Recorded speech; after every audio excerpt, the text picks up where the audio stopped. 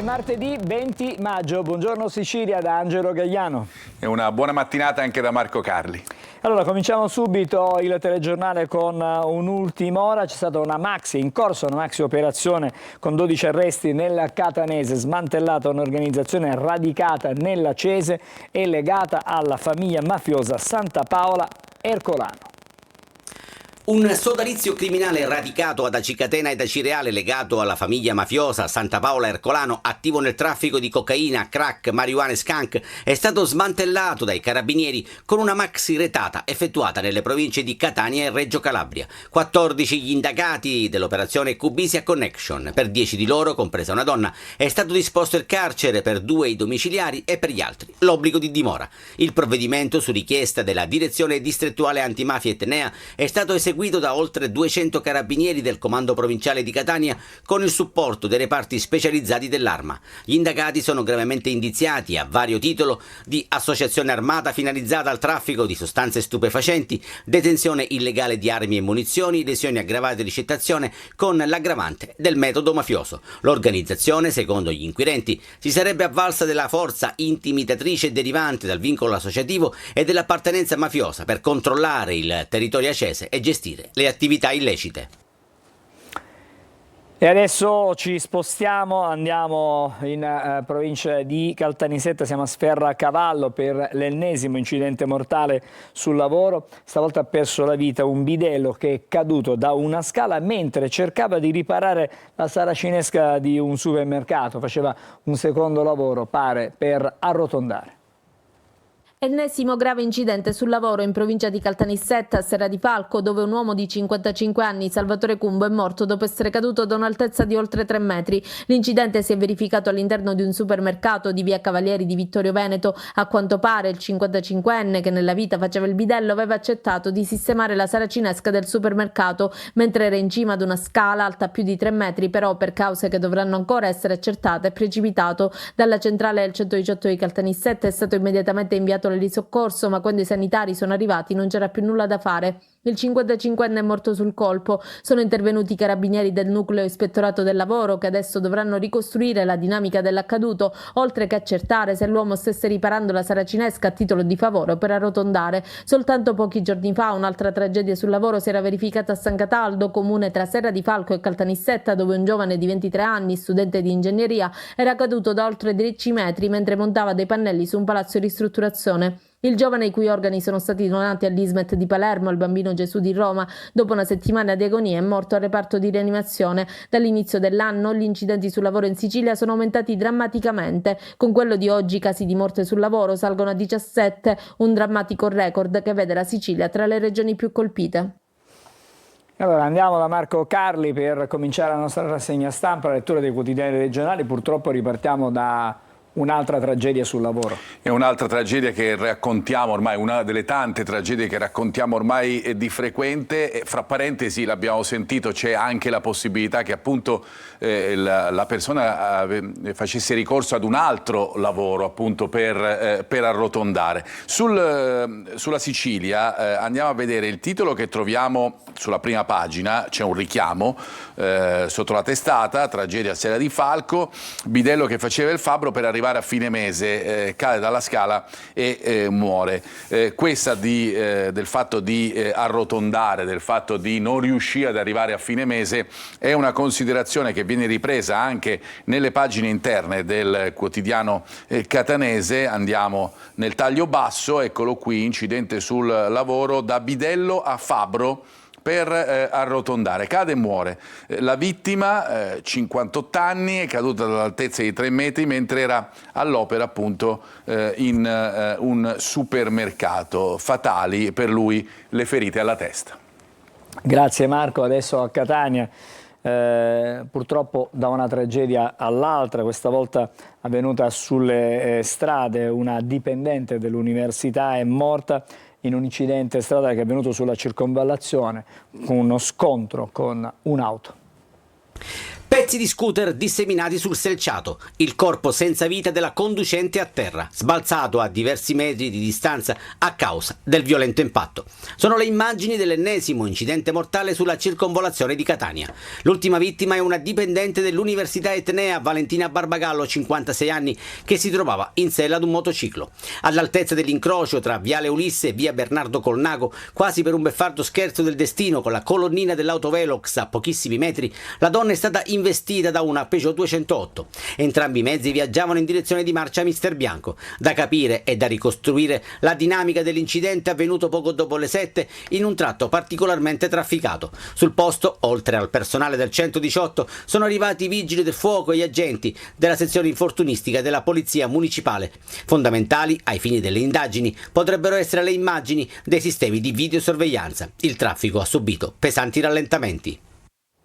Marco, la circonvallazione di Catania continua a fare registrare dei morti, ci sono incidenti continui su questo tratto di strada che è certamente un'arteria importante, ma con la sicurezza forse l'imprudenza anche molte volte causano queste tragedie. Esattamente, andiamo subito sulla prima pagina del tomo di Catania della Sicilia per vedere il pezzo, l'articolo di apertura con questo titolo: impatto fatale per una scooterista, tragedia ieri alle 7 abbiamo sentito nel servizio al Viale Ulisse, nello scontro con un'auto perde la vita una 56enne. La vittima era Valentina Barbagallo, conosciuta soprattutto nell'ambiente universitario, coordinatrice dell'Ufficio Relazioni Internazionali dell'Ateneo, tanto è vero che sulla sua morte è intervenuto anche il magnifico rettore dell'Università di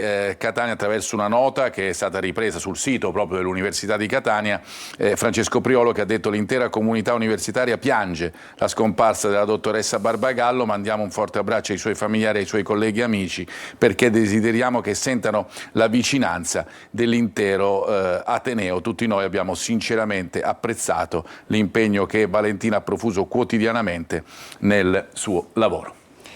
Torniamo da te fra poco, Marco. Intanto dal Consiglio dei Ministri voltiamo pagina, arriva il via libera al decreto legge per le infrastrutture e all'interno di questo provvedimento c'è anche il ponte sullo Stretto. Cantieri pronti a partire dall'estate, ma uno dei temi centrali è quello di evitare le infiltrazioni criminali.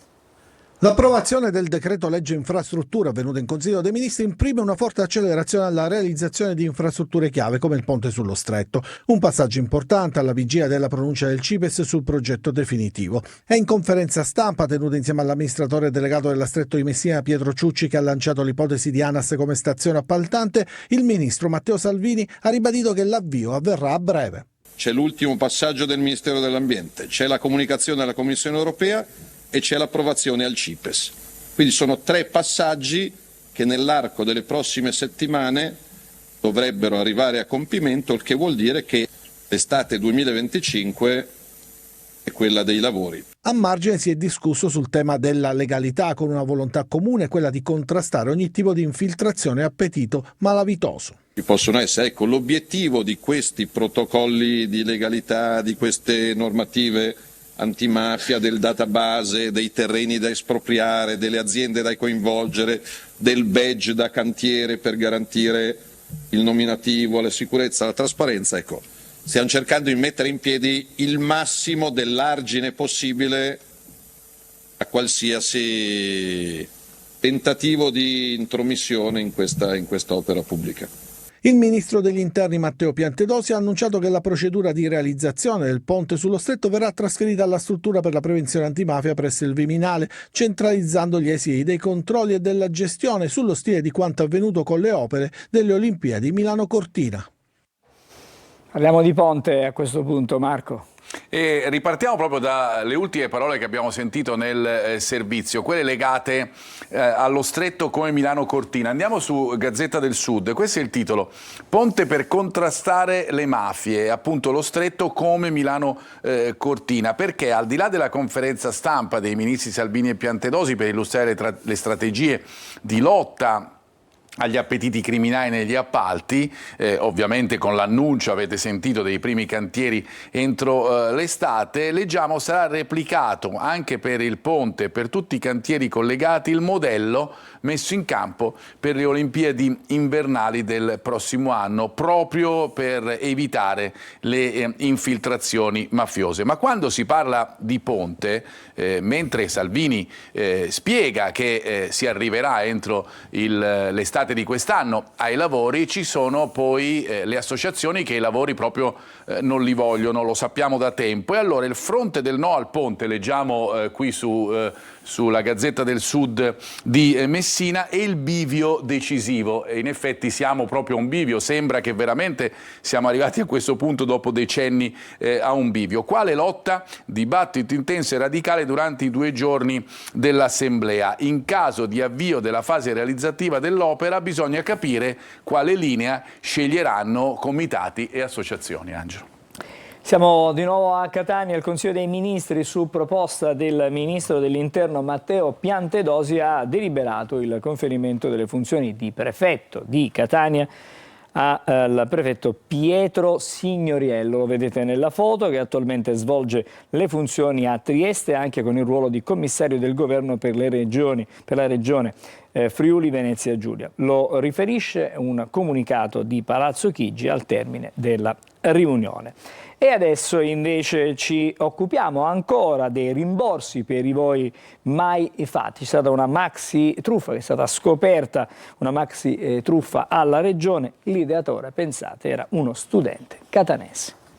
Avrebbe effettuato quasi 900 voli nel solo mese di ottobre, naturalmente solo sulla carta e con nomi falsi. Così un catanese di 26 anni era riuscito a truffare la regione chiedendo i rimborsi per biglietti aerei previsti dalla piattaforma Sicilia Pay Bando Caro Voli, che riserva uno sconto del 25 o 50% ai residenti nell'isola in volo da e per Roma o Milano. Lo studente 26enne aveva creato al computer carte di imbarco false con tanto di QR code, con tutti i dettagli e i loghi delle compagnie.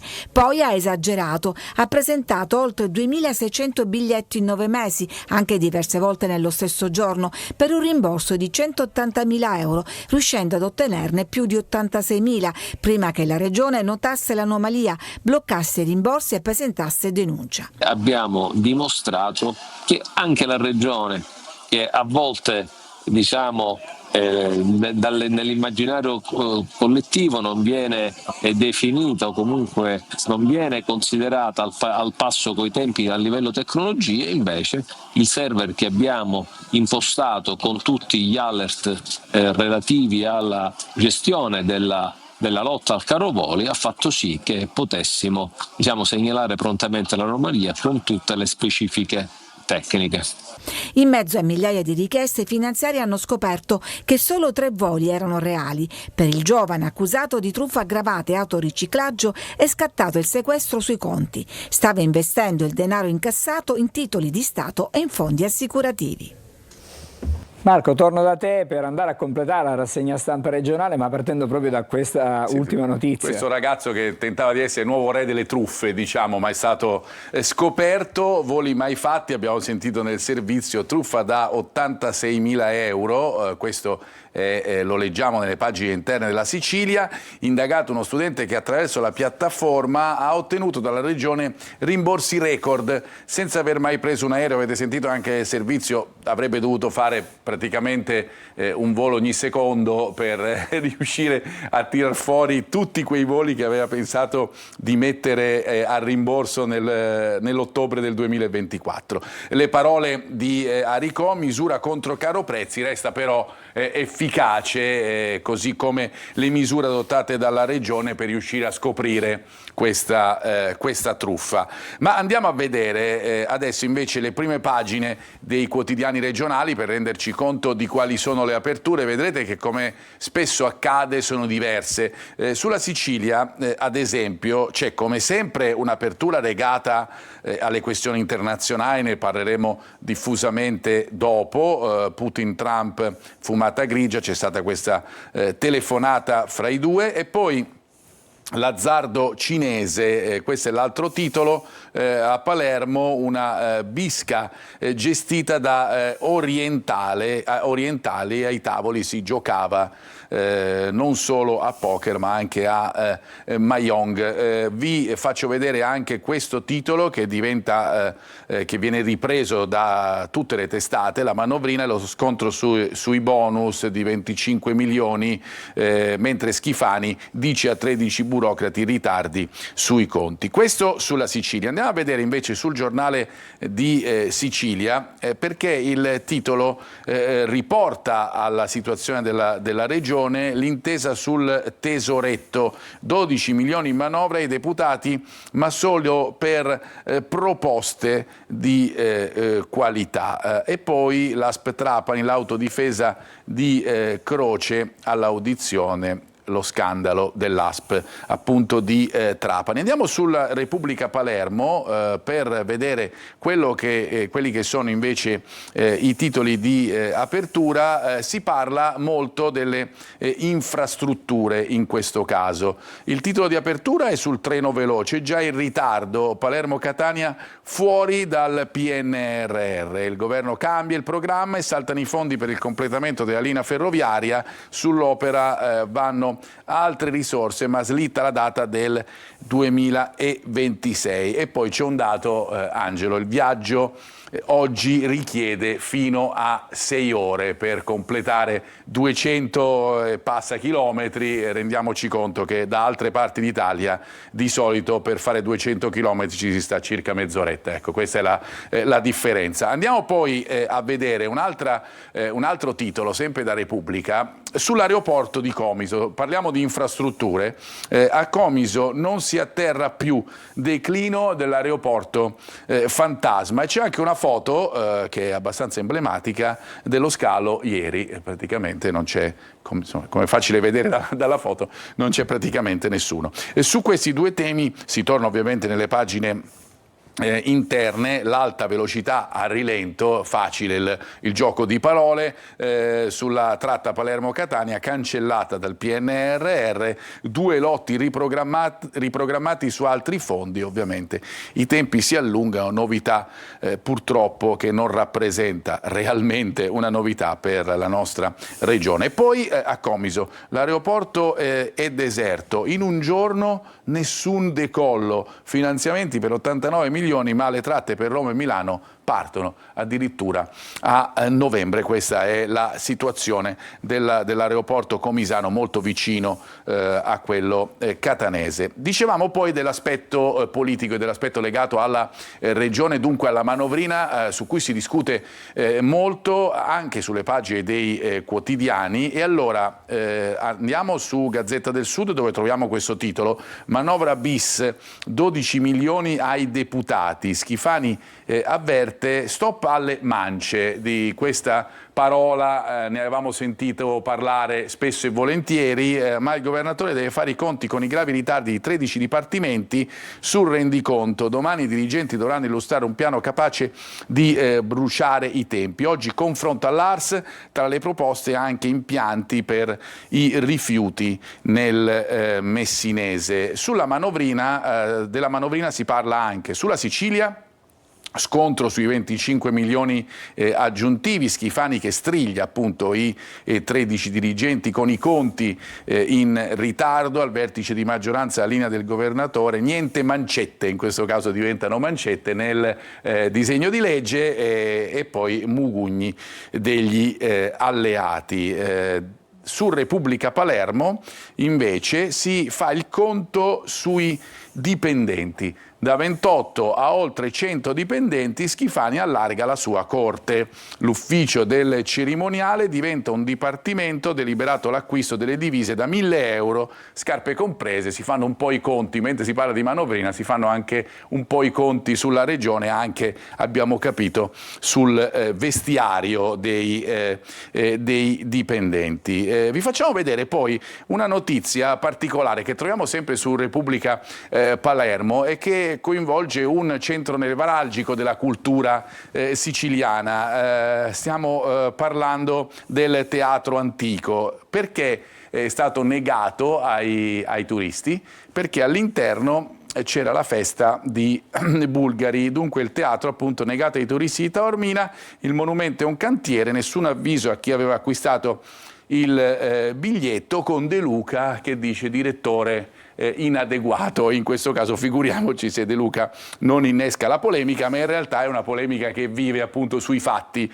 di ciò che abbiamo letto. Ritorniamo poi sul Besian, abbiamo sentito anche nei nostri TG recuperati Boma, ancora e catene, vela del Besian, ripresa a pieno regime a Porticello, le operazioni che dovranno portare alla riemersione dello yacht dopo la tragedia in conseguenza della quale ha perso la vita un sub olandese. L'affondamento del 19 di agosto sarebbe certo che nessun boccaporto o portellone sia stato chiuso nei minuti precedenti. Angelo, a te. Grazie Marco, torneremo da te con i quotidiani nazionali per avere contezza di quelle che sono le notizie più importanti, non solo dall'Italia ma anche dal resto del mondo, tanto ci sarà da leggere sulla telefonata tra Trump e Putin, sul destino del conflitto in Ucraina, ma non solo. Adesso, come ogni mattina, apriamo il collegamento con la Polstrada, il compartimento della Sicilia orientale. Siamo a Noto. Buongiorno al commissario Riccardo Concas, buongiorno e ben trovato. Buongiorno direttore e a tutti i telespettatori. Allora facciamo una veloce carrellata di quella che è la situazione in tutte le autostrade e strade statali di competenza del compartimento di Catania. Allora, innanzitutto segnaliamo un sinistro stradale che c'è stato all'altezza di Mister Bianco. Mister Bianco, il tutto comunque in via di risoluzione, pattuglie sul posto, si sono create comunque lunghe code e soprattutto anche all'altezza della barriera di San Gregorio in ambo le direzioni si è creato un tappo e quindi ci sono problematiche alla viabilità anche verso le arterie principali e verso il centro cittadino. Per quanto riguarda, rimanendo ancora sulle autostrade, sulla Catania-Siracusa-Modica, segnaliamo ancora l'uscita obbligatoria in ambo le direzioni Cassibile-Avola per i mezzi che sono superiori a 7,5 tonnellate. Non abbiamo poi altre segnalazioni per quanto riguarda le autostrade se non all'altezza dei caselli appunto e anche oltre caselli in direzione Messina. Per quanto riguarda le strade statali permangono delle problematiche sulla 121, rallentamenti vari e con questi ancora verso Mister Bianco da Piano Tavola, e per quanto riguarda la SS 192 ricordiamo ancora i percorsi alternativi che riguardano lo svincolo di Agira e di Catena Nuova per le due direzioni, verso Catania e verso Palermo. Non abbiamo altro da aggiungere, buona strada a tutti e mi raccomando sempre attenzione alle code. Grazie al dottore Riccardo Concas che ci parlava da Noto questa mattina per conto della Polizia Stradale, il compartimento della Sicilia orientale. Buon lavoro, ancora una buona giornata, l'appuntamento è a domani mattina. Adesso diamo uno sguardo al traffico, alla viabilità cittadina a Catania nella circostanza. Siamo in via Vincenzo Giuffrida, il traffico sembra piuttosto sostenuto, però diciamo nei limiti e comunque in linea con quella che è la situazione dell'ora. Siamo in piena ora di punta. Ci fermiamo adesso, la prima sosta della nostra mattinata, fra poco saremo di nuovo insieme con Marco Carli, leggeremo i quotidiani nazionali.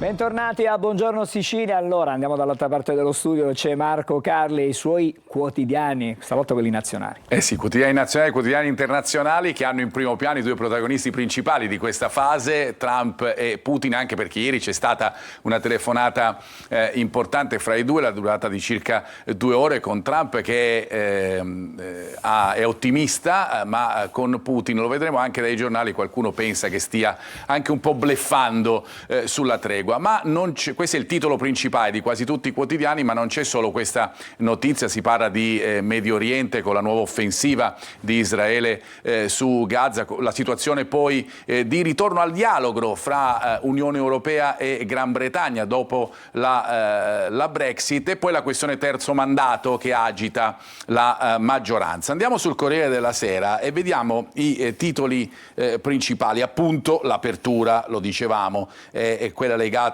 alla telefonata fra Trump e Putin, prove di tregua.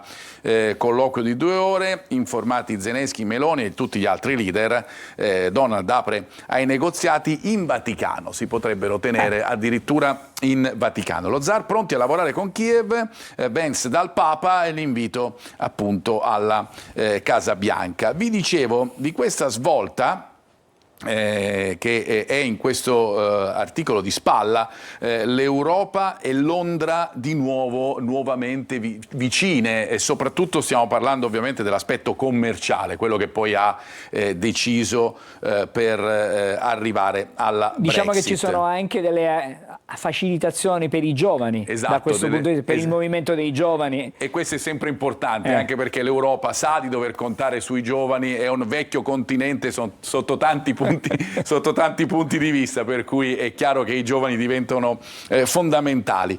Tensioni sul terzo mandato, ritornando alla prima pagina del Corriere della Sera, la maggioranza si divide, il governo impugna la legge trentina, Lega contraria, e per cui c'è un po' di marasma all'interno della maggioranza. Nei titoli sotto la testata c'è anche la questione campionato, con le partite per lo scudetto, con il Napoli ovviamente nettamente favorito, che si giocheranno venerdì per fare in modo, nel caso di poter arrivare allo spareggio scudetto, nel caso ci fosse, lunedì prossimo. Andiamo a vedere poi nelle pagine interne sempre del Corriere, per approfondire. Tregua, Trump sente Putin, Mosca e Kiev adesso trattino, dice Trump. Lo zar invece ci va un po' più cauto, occorre un memorandum per riuscire a trovare l'intesa, soprattutto sulle concessioni. Ecco qui il colloquio franco,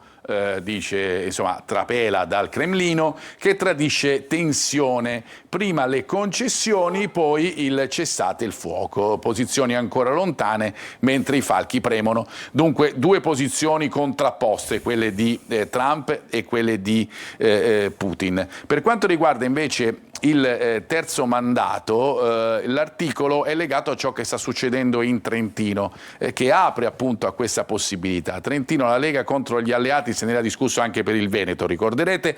Caso politico sul terzo mandato, il governo impugna la legge della provincia, ma c'è il no dei salviniani. Dunque l'opposizione parla addirittura di crisi in seno alla maggioranza per lo scontro legato appunto al terzo mandato. E poi quello che vi dicevamo, Londra e Bruxelles firmano il dopo Brexit.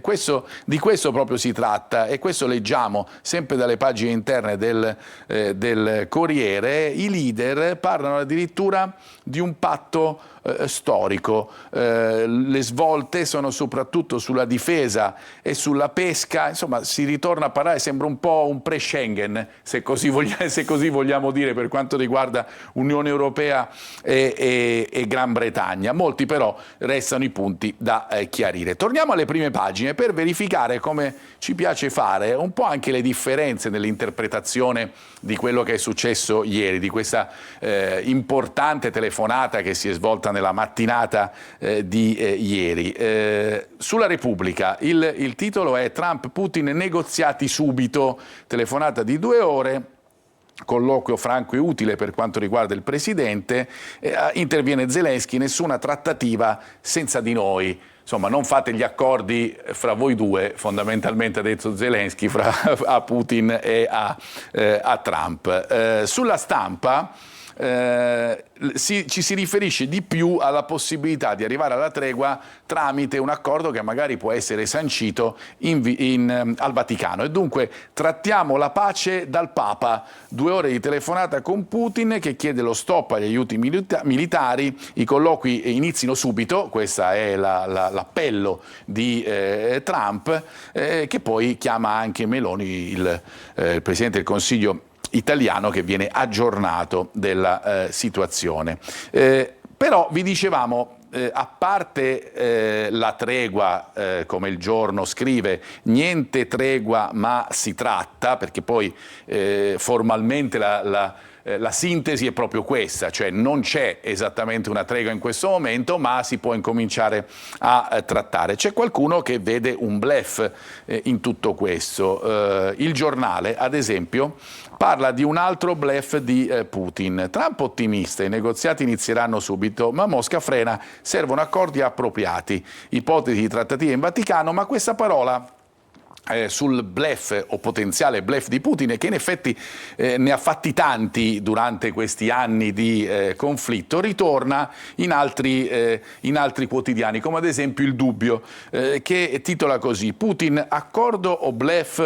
Trump ci crede e sente Meloni e i volenterosi. Sembra quasi una partita di poker, no? Sotto questo punto di vista. Il problema è che si gioca con la vita anche delle persone, però questa parola del bluff, come abbiamo visto, ritorna spesso e volentieri Marco, sui quotidiani. A proposito di quello che stai dicendo tu stamattina su Repubblica, però online, quindi si parla di nuovi scenari, esatto, perché le truppe di Mosca sono davanti alla Finlandia.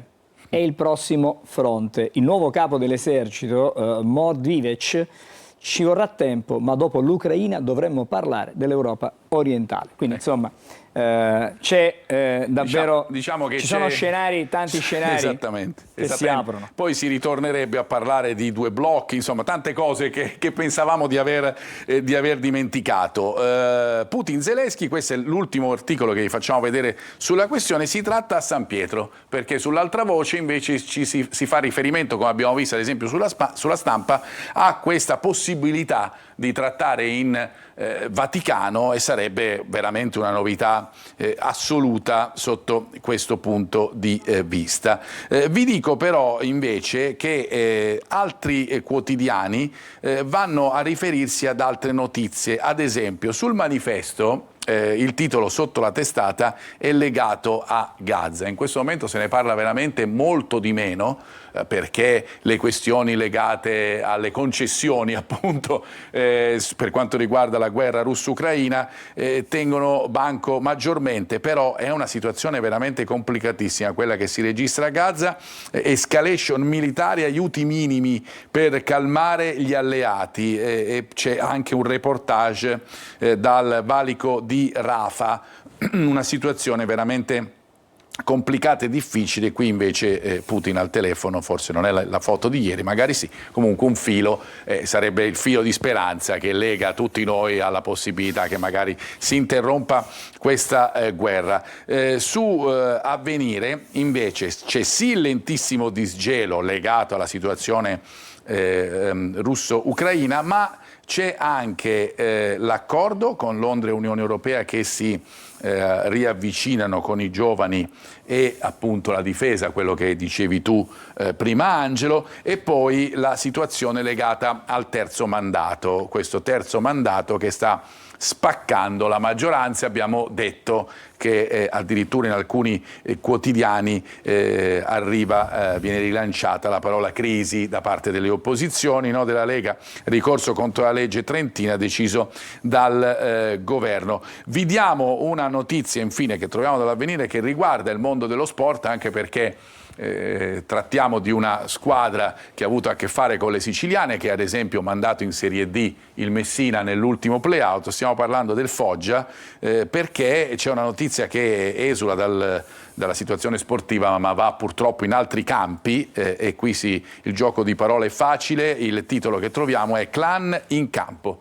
Foggia commissariato, incassi e bonus nel mirino della criminalità. La mafia pugliese aveva invaso il campo a modo suo con l'obiettivo di provocare la cessione della squadra rossonera. Diciamo che il finale di stagione sta regalando diverse ombre, non solo sul campionato di Serie C in questo caso, il campionato di Serie B coinvolto in maniera piena.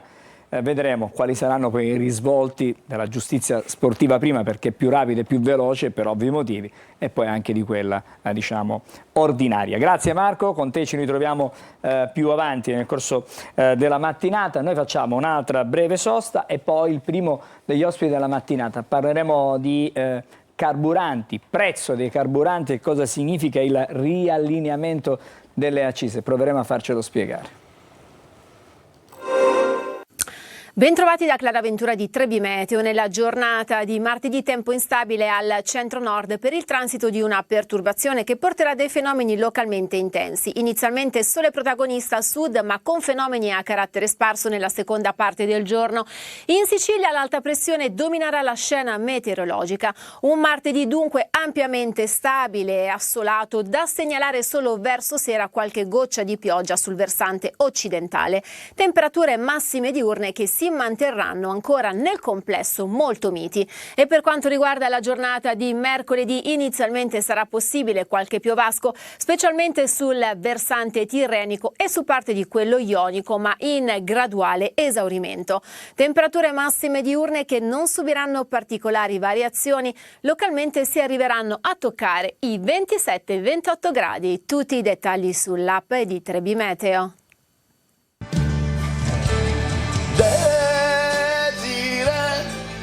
Ma quando cucini tu con me, Desiree, l'assaggio è l'immenso per me.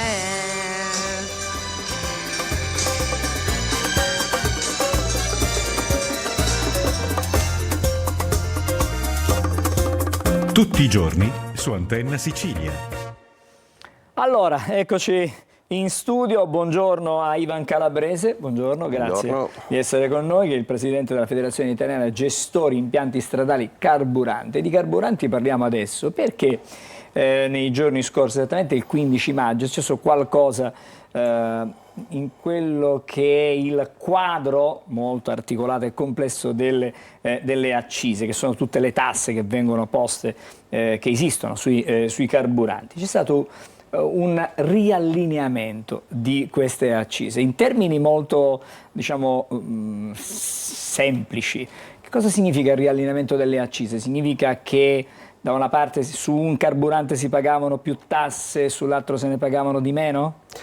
Dunque, il riallineamento delle accise significa che fino ad ora il gasolio rispetto alla benzina ha goduto di uno sconto maggiore delle accise. Praticamente parliamo di circa 111 euro su 1000 litri di carburante.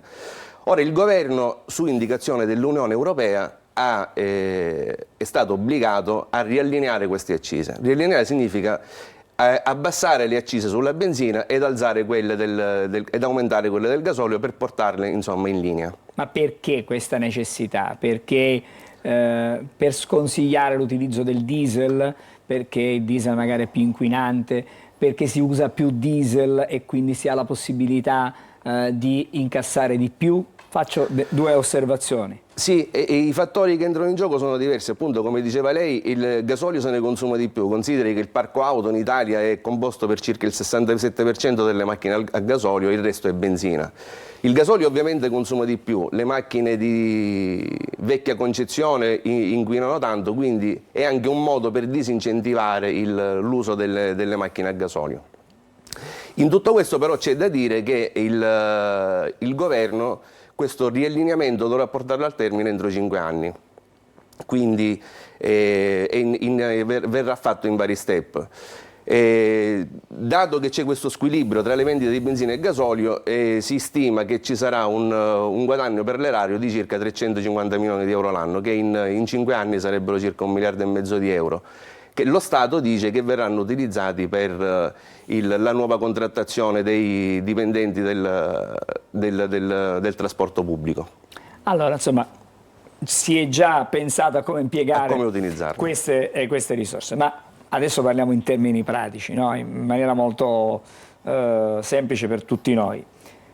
Fino al 15 di maggio, prima del 15 di maggio si andava alla pompa, si pagava il prezzo del diesel un po' di meno rispetto alla benzina.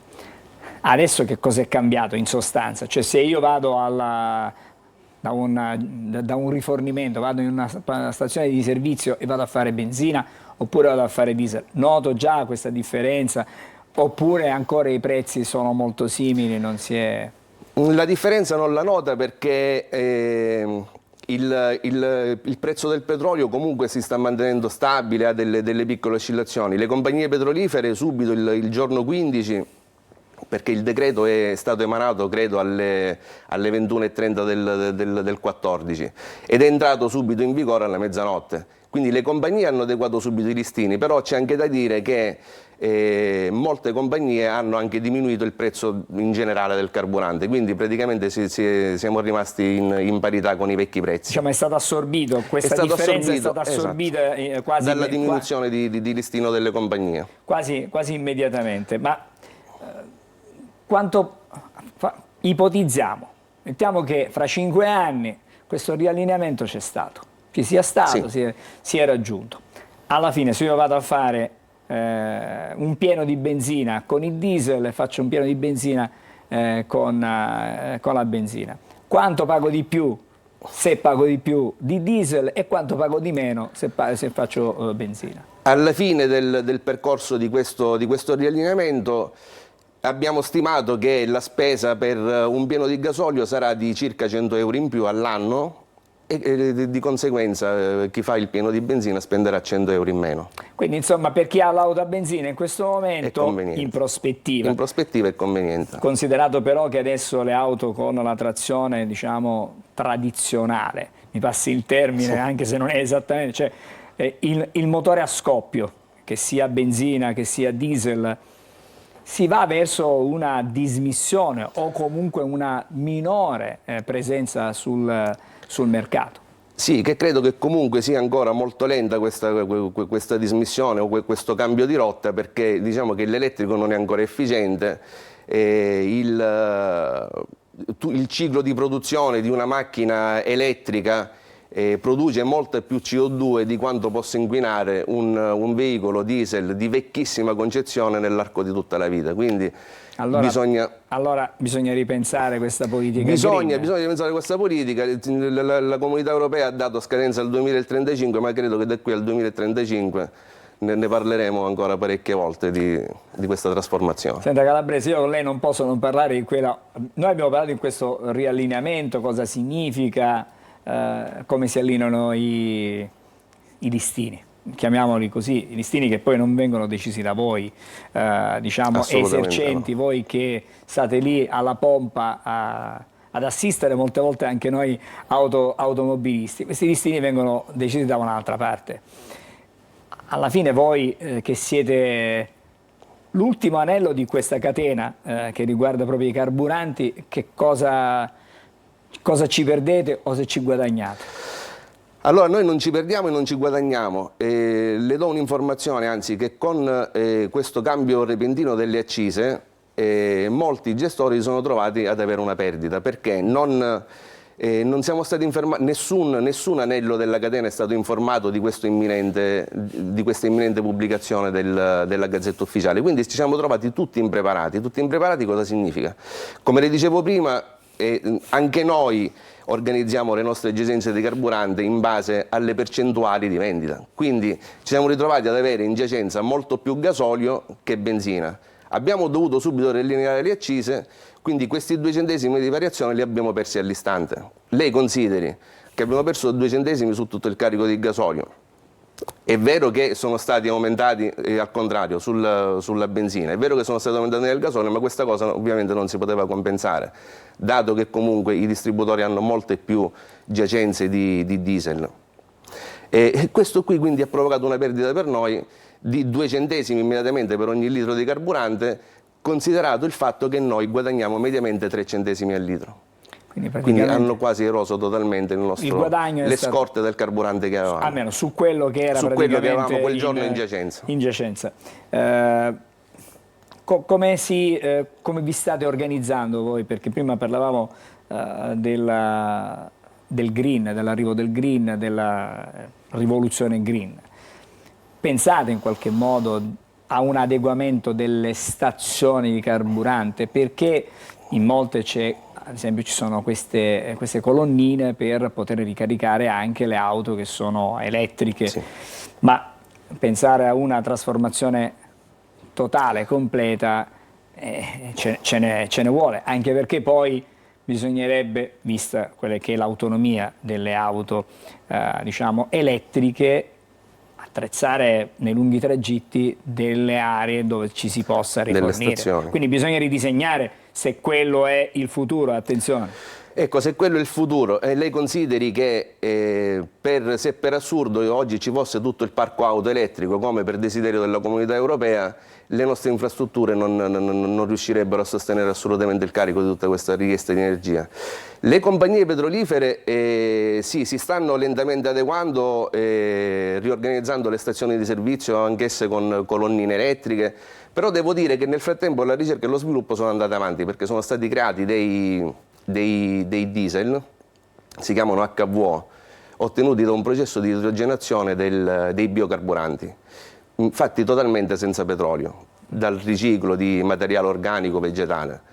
E devo dire che è stato, da analisi fatte da laboratori specializzati, che le macchine che vanno con questo HVO accoppiate al sistema AdBlue delle macchine, ai filtri antiparticolato, inquinano molto meno addirittura di una macchina a benzina. Quindi diciamo che lungo questo tragitto che ci deve portare al 2035, come diceva prima lei, è possibile che ci siano delle deviazioni, nel senso che anziché andare verso un green elettrico si possa anche andare verso una green con dei carburanti di nuova tecnologia. Sì, ovviamente, come diceva prima lei, il problema dell'elettrico è l'autonomia. Lei pensi di far volare un aereo da Catania a New York in elettrico, o trasporta batterie o trasporta passeggeri. Quindi sicuramente il futuro non è l'elettrico. Io credo che... Si potrebbe pensare, stiamo parlando di fantascienza adesso. Il solare. Al solare, cioè vuol dire un aereo che si ricarica mentre è praticamente magari un giorno... Noi stiamo immaginando. Magari un giorno, però credo che la cosa più fattibile e veritiera sia lo sviluppo dell'idrogeno, che è ancora in fase di sperimentazione, perché il processo di produzione dell'idrogeno per estrarre l'idrogeno è ancora parecchio inquinante, ma nel momento in cui affineranno questa tecnica io credo che sia proprio quello il futuro dei trasporti. Insomma, mi pare che stamattina stiamo volando con la fantasia davvero molto, molto in alto. Prima di salutarci, qual è la situazione, fotografiamo in questo momento la situazione proprio degli stabilimenti, degli impianti, parliamo della Sicilia. Come si vive? Allora, un'altra cosa di cui ci lamentiamo noi, associazione di categoria, è che il governo abbia destinato, i 4 ministeri hanno concordato, economia, agricoltura, finanza e trasporti, hanno deciso di destinare, come le dicevo prima, questi maggiori incassi da questo riallineamento delle accise per la contrattazione del trasporto pubblico.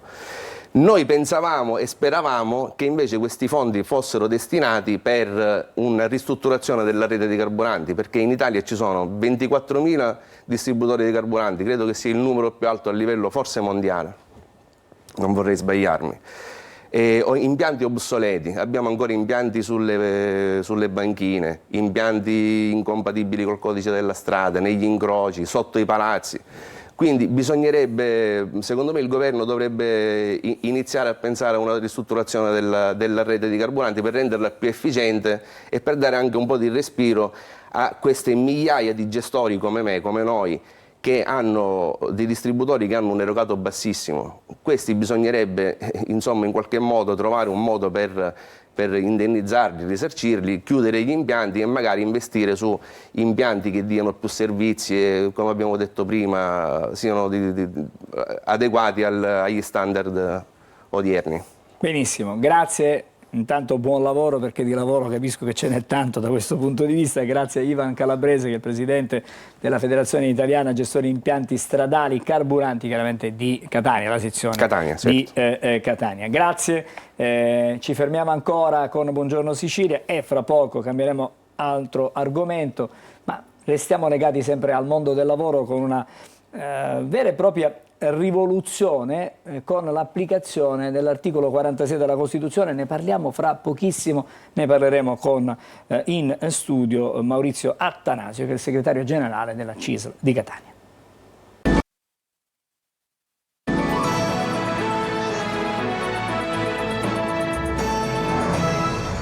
Rieccoci, bentornati a Buongiorno Sicilia. Do il bentrovato a Maurizio Attanasio. Buongiorno. Il segretario generale della CISL di Catania. Parliamo dell'articolo 46 e parliamo stamattina della cosiddetta legge Sbarra. Allora, cerchiamo di capire che cos'è l'articolo 46, perché chiamata legge Sbarra e che cosa significa, perché diciamo che dopo quasi 80 anni, 77 per la precisione, dall'attuazione, dall'entrata in vigore della nostra Costituzione, forse c'è una legge che garantisce all'articolo 46 la piena agibilità a norma di legge.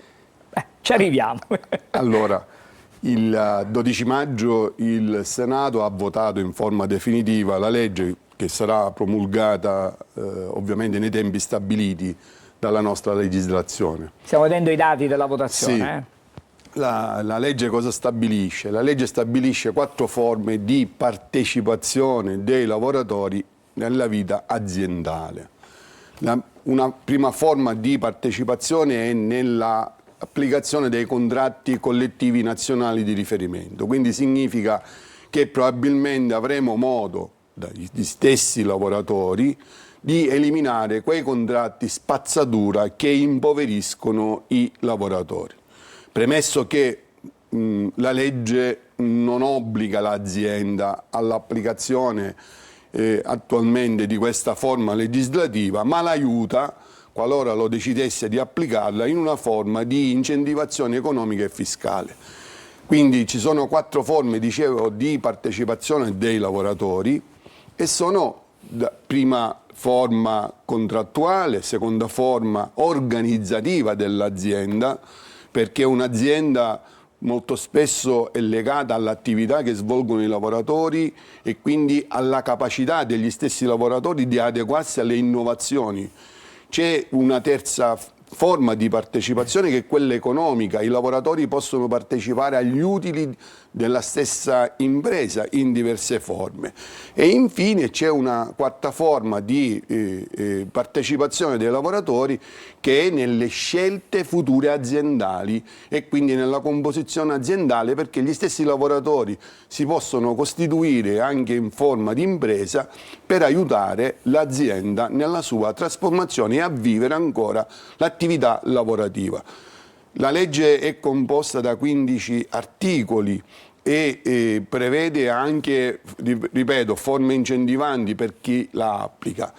Per noi è significativo perché sono 2 anni di duro lavoro che ci hanno portato alla presentazione di 400.000 firme al governo e al Parlamento, e quindi è stato un percorso che è arrivato dal basso, dalla discussione fatta nelle fabbriche, nelle imprese, nelle piccole imprese e nelle grandi imprese, che ha portato alla definizione. Ha ragione lei, 77 anni di Costituzione non applicata. Ma voglio dire, l'anomalia è proprio questo, perché se nella Costituzione ci sta un diritto, è codificato, perché abbiamo avuto bisogno di 77 anni per approvare poi una legge che dia esecuzione a quell'articolo della Costituzione, ma attenzione, non obbligatoria in questo momento? Perché lei immaginerà i cartelli che si sono alzati perché i lavoratori, come dire, rimangano schiavi.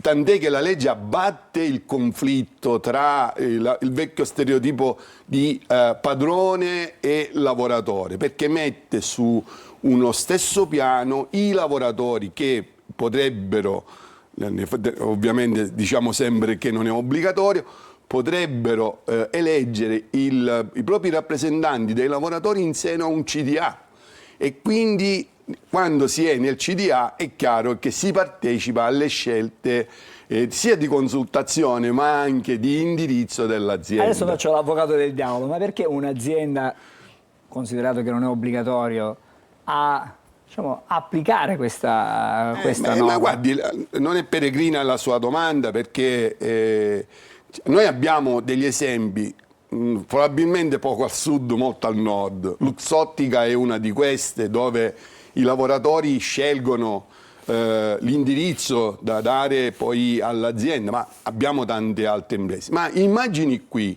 un'azienda, ad esempio, come è stata, ricorderà la storia di Cesame. Se avessimo avuto la legge in quel momento, probabilmente oggi avremmo avuto un'altra storia di Cesame, così come tante altre aziende che con la partecipazione dei lavoratori potrebbero rivivere una loro attività imprenditoriale significativa. Ripeto, noi abbiamo anche degli esempi già nella nostra città. L'esempio è del Bellini, dove un dirigente sindacale che rappresenta i lavoratori sta dentro il CDA. E lì, da quando si è attivata questa formula, il conflitto tra diciamo, chi è rappresentativo dell'azienda con i lavoratori si è attenuato, perché si riesce sempre a trovare la formula di pacificazione, la sintesi, diciamo. Esatto, di pacificazione contrattuale, un punto di incontro contrattuale, e quindi si va verso una forma diversa di collaborazione dei lavoratori alla vita dell'azienda. Atanasio, chi è che è incaricato di vigilare perché nelle aziende dove si prende, diciamo, si aderisce e quindi si accetta questa norma, chi è che verifica che poi tutto... Sarà costituito, fa parte di uno dei 15 articoli, sarà costituito un organo di vigilanza e di controllo, perché siccome c'è anche una quota economica non indifferente per le aziende che attuano questo principio, sia per le aziende che per i lavoratori che possono partecipare anche diciamo, ai premi di produttività diversi, perché possono dividere gli utili aziendali, ci sarà un comitato di controllo nazionale che stabilirà tutta una serie di indicatori e di regole. Ovviamente la legge è nuovissima. Nella sua declinazione poi dovremo essere anche bravi noi a formare i lavoratori all'applicazione di tutta una serie di nuove regolamentazioni, e noi siamo fiduciosi perché, veda, 400.000 firme, 14.000 a Catania, questo dato lo voglio dare perché è anche soddisfacente rispetto alla partecipazione che abbiamo avuto proprio da Catania per l'applicazione della legge. Ringraziamo anche la parte politica, devo dire, perché poi in Parlamento c'è stata una forte discussione, devo dire che per qualche pezzo è stata anche modificata la legge, sempre verso quei cartelli di cui si parlava prima, però l'impalcatura della norma si è rimasta quella che noi avevamo chiesto, che avevamo presentato. Per voi, prima ho chiesto come si arriva e perché si arriva alla legge chiamata sbarra, così lo spieghiamo anche perché la chiamiamo sbarra, viene chiamata sbarra questa legge. La chiamiamo sbarra perché la caparbietà del nostro ex segretario generale, ecco, è opportuno sapere che quando fu costituita la CISL 75 anni fa, negli elementi statutari c'era proprio questa azione, la partecipazione dei lavoratori alla vita aziendale, perché i padri costituenti della nostra Costituzione erano anche coloro che costituirono, tra questi c'era qualcuno che costituì anche la CISL, Pastore, era uno che... E quindi è stata sempre insita all'interno della nostra organizzazione questo aspetto della partecipazione. Poi con la trasformazione del mercato del lavoro, con la corresponsabilità dei lavoratori all'interno, con il proliferare dei contratti spazzatura, ricordo che noi a livello nazionale abbiamo 1150 contratti depositati a CNEL, di cui solo 450 sono riconosciuti, tutto il resto sono contratti spazzatura che annichiliscono ogni diritto dei lavoratori, lo rendono povero, e voi avete fatto anche dei servizi eccellenti su questo tema, continuate,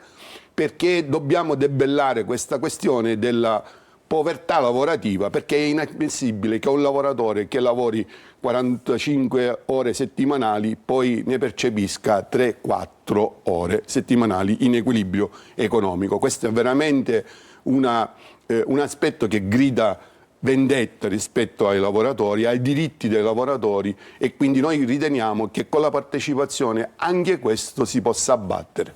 Bene, grazie, buon lavoro, grazie in bocca a voi, al lupo per quello che fate. Grazie a voi, vi aggiorneremo per le aziende che a Catania, nella nostra provincia, attueranno la norma. Grazie a Maurizio Attanasio, Grazie. segretario generale della CISL di Catania, e fra poco saremo di nuovo insieme a Buongiorno Sicilia.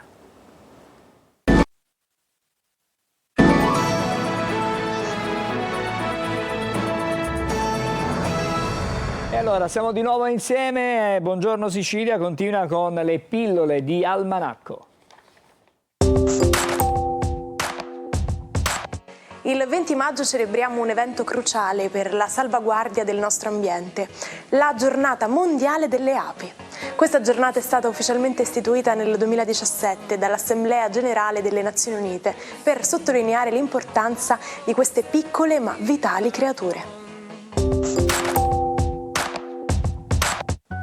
Immaginate di trovarvi nello spazio su una navicella e di avere la necessità di utilizzare uno strumento che però avete dimenticato sulla Terra. Attraverso la stampa 3D sarà possibile stamparlo in tempo reale, ma l'innovazione più importante è che fino a poco tempo fa i materiali da poter utilizzare erano tutti di matrice plastica, mentre adesso è possibile stampare in metallo. Si tratta di un traguardo storico per la stampa 3D nello spazio. La produzione diretta di pezzi in orbita sarà essenziale per le future missioni di esplorazione spaziale, riducendo la dipendenza da costose spedizioni di rifornimento e permettendo agli astronauti di fabbricare componenti, strumenti e pezzi di ricambio su richiesta.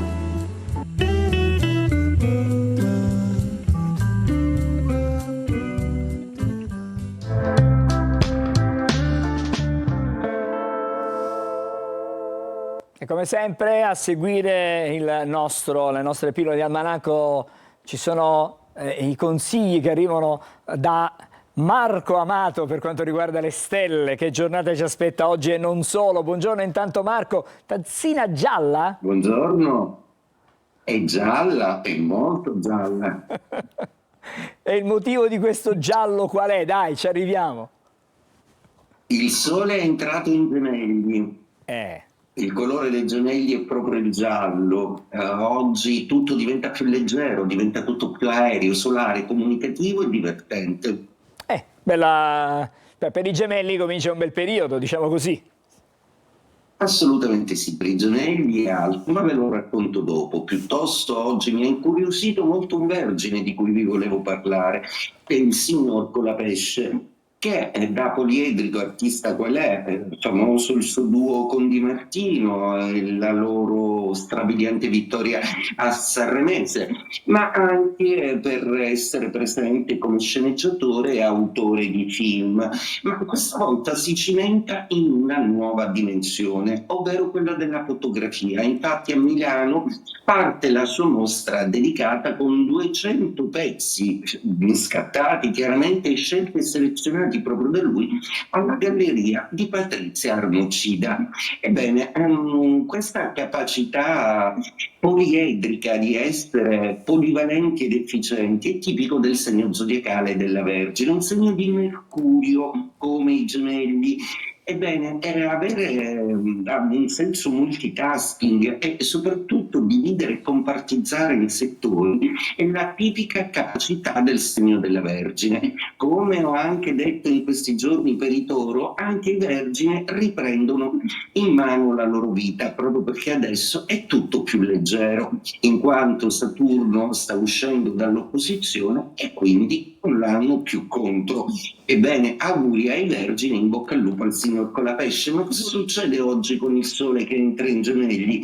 Ebbene, i segni d'aria sono il top, Gemelli, Bilancia e Acquario, ma andiamo per ordine. L'Ariete si avvantaggia di questo Sole in termini comunicativi, finalmente pronto a dire la sua, finalmente un Ariete che scende in campo non d'azione ma di discozzività e soprattutto di una grande comunicativa sociale che ha ripreso in mano. Il Toro invece si libera il suo cielo dal Sole, perde l'energia solare, ma guadagna assolutamente in termini pratici, perché sarà un Sole che vi farà porre attenzione al denaro e alle cose pratiche, quindi un buon momento per il Toro anche da un punto di vista economico.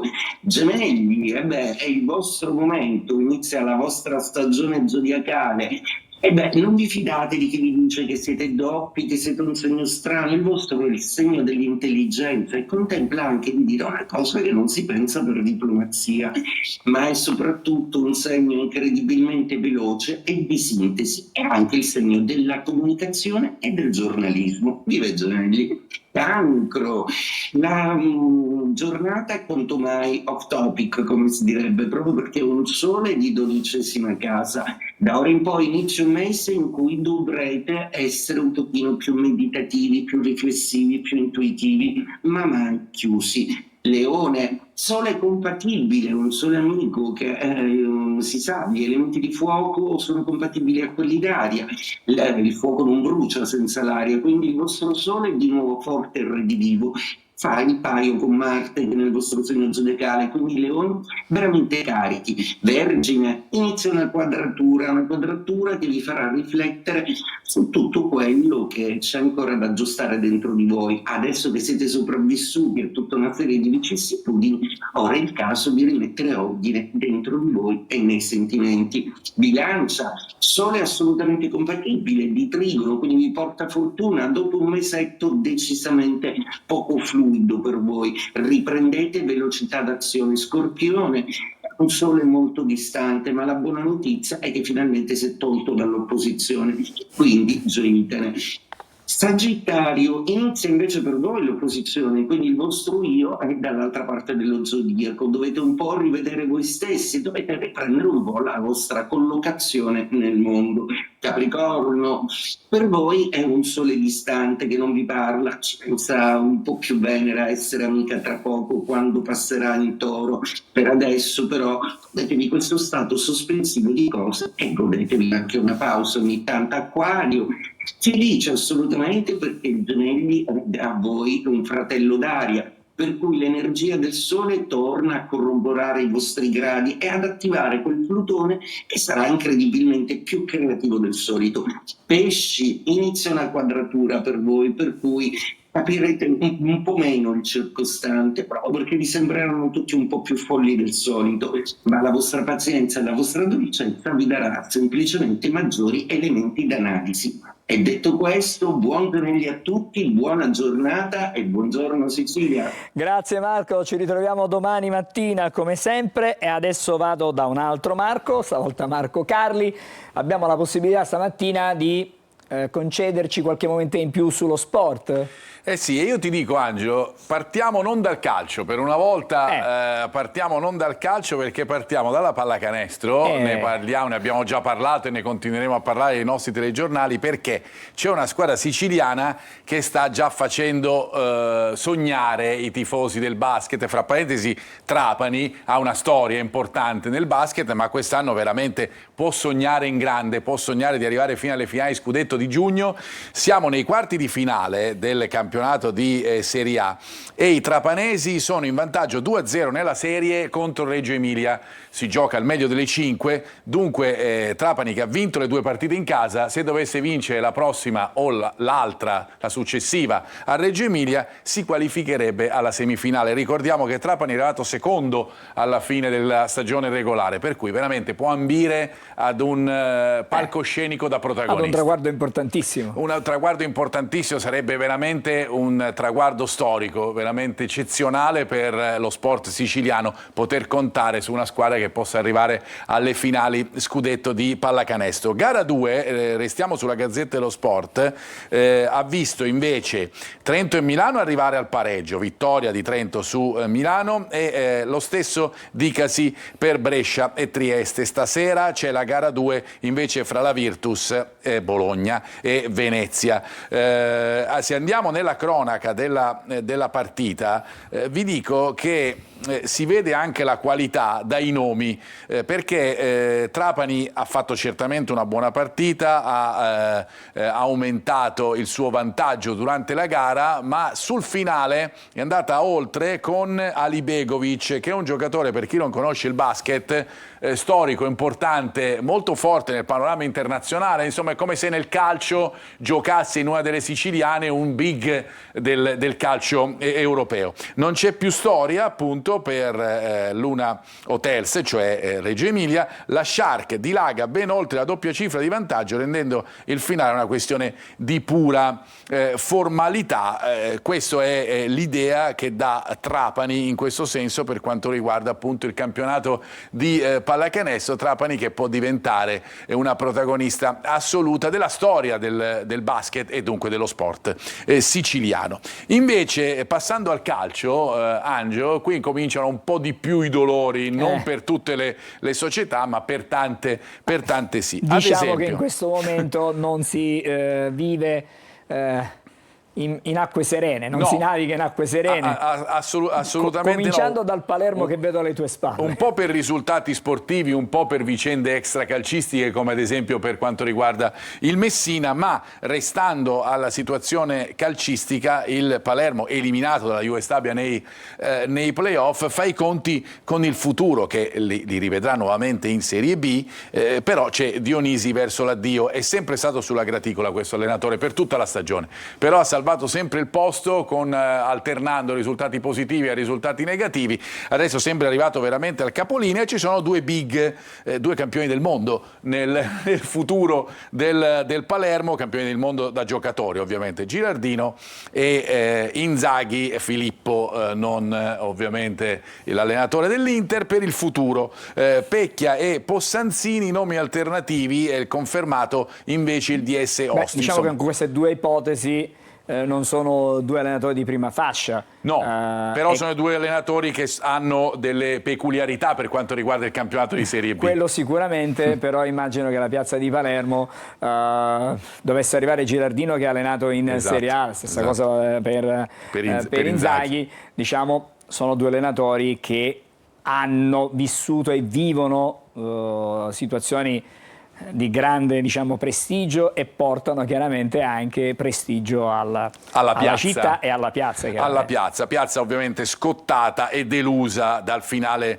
di stagione, un po' da tutta la stagione in casa Palermo ha deluso, ma chiaramente il finale con la sconfitta di Castellammare ha segnato ovviamente una svolta in negativo per questa stagione. Andiamo al Catania invece. Anche il Catania, lo sappiamo, eliminato dai playoff con il Pescara. Qualcosina in più rispetto al Palermo. Esattamente. Il Catania ha passato alcuni turni, è arrivato fino alle porte dei quarti di finale. Esattamente. Ha in casa però, leggiamo sulla Sicilia, l'asse portante per puntare a una stagione vincente, perché in realtà è vero, il finale di stagione è stato in crescendo del Catania, 6 vittorie consecutive in trasferta fra playoff e stagione regolare, e la possibilità di poter contare su giocatori come Dini, come Di Gennaro, come Ierardi, come Di Tacchio, come Inglese, che va ovviamente confermato. Diciamo che è la dorsale, no? Esatto. Quella che forma dal portiere, attorno al quale si costruisce poi una squadra. Quando abbiamo incominciato si diceva portiere libero, adesso è difensore il centrale in mezzo al campo e l'attaccante e la punta.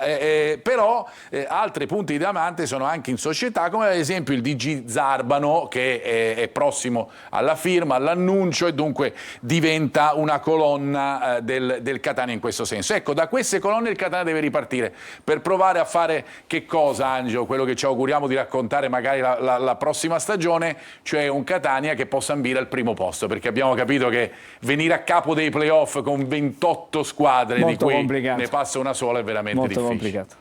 E dunque questo il Catania deve provare a fare. Settimana di confronti, leggiamo ancora sul quotidiano La Sicilia, e di pianificazione dell'annata che verrà. Si valutano gli elementi più incisivi di un gruppo che non verrà però rivoluzionato. Questo è un dato importante. Per una volta sarebbe anche, diciamo, corretto, nel senso, voglio dire che fino a oggi, con la nuova proprietà, intanto c'è stata la costruzione della squadra per fare il campione di Serie D, e necessariamente là si doveva fare tutta una squadra nuova. Poi è arrivato il campione di Serie C e si è fatta una squadra nuova. in quell'anno se ne fecero 3 veramente squadre nuove, una a luglio, una se ne fece diciamo poi il primo anno di C è stato un po' particolare. Quest'anno ci sono stati meno cambiamenti, speriamo l'anno prossimo si possa partire, come diceva prima Gianni Finocchiaro nel suo pezzo, con una base già consolidata. Esattamente, ed è un po' la differenza, la linea di demarcazione, abbiamo parlato anche ieri, no, nei nostri servizi, è un po' quella che può essere la linea di demarcazione fra il primo anno, il secondo, e ci auguriamo un terzo più lineare, ecco, sotto l'aspetto dei risultati e delle scelte. Le società e le squadre si costruiscono nel tempo. Esattamente, esattamente. Andiamo per chiudere invece sulla prima pagina della Gazzetta Nazionale, perché vi faccio vedere i titoli che riguardano 4 allenatori. Allora, uno è Inzaghi, che ha praticamente perso, così sembrerebbe almeno, perché ci vorrebbe dei risultati particolari. Ma sai, il calcio è un gioco strano. Sì, esatto. Il Napoli dovrebbe non vincere in casa con il Cagliari già salvo.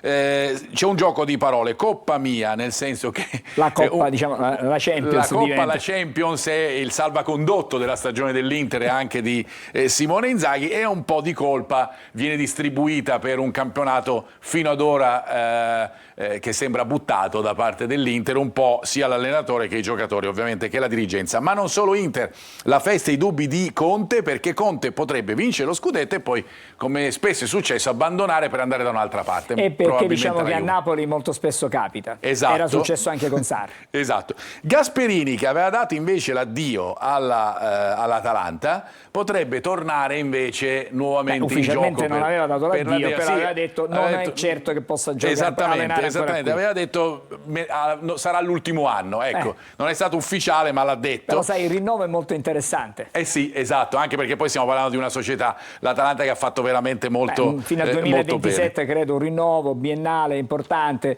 con delle prospettive. E forse anche perché altre piazze stanno pensando ad altri, ad esempio la Juventus con Conte ne è un esempio. Invece italiano, vediamo se farà la scelta giusta, quella che ad esempio non ha fatto Thiago Motta l'anno scorso. Lasciare Bologna per andare in una big è una scelta giusta? Motta non l'ha fatta. Per Motta ha detto di no. Esattamente. Italiano ci sta pensando, ma non sponda Juve, ma sponda Milan, proprio la squadra che ha battuto Italiano nella finale di Coppa Italia, regalando una grandissima soddisfazione ai tifosi del Bologna, che attendevano appunto di vincere un trofeo veramente da tantissimi anni. Questo è un po' il quadro che vi facciamo dello sport sui quotidiani. Bene, mi piace sottolineare soltanto l'effetto Paolini, perché c'è questo boom di sponsor per il tennis femminile. La sua vittoria evidentemente ha fatto accendere l'entusiasmo. Entusiasmo per gli sponsor, entusiasmo per i giovani che si avvicinano sempre di più al tennis. Da Sinner alla Paolini, diciamo, è l'epoca d'oro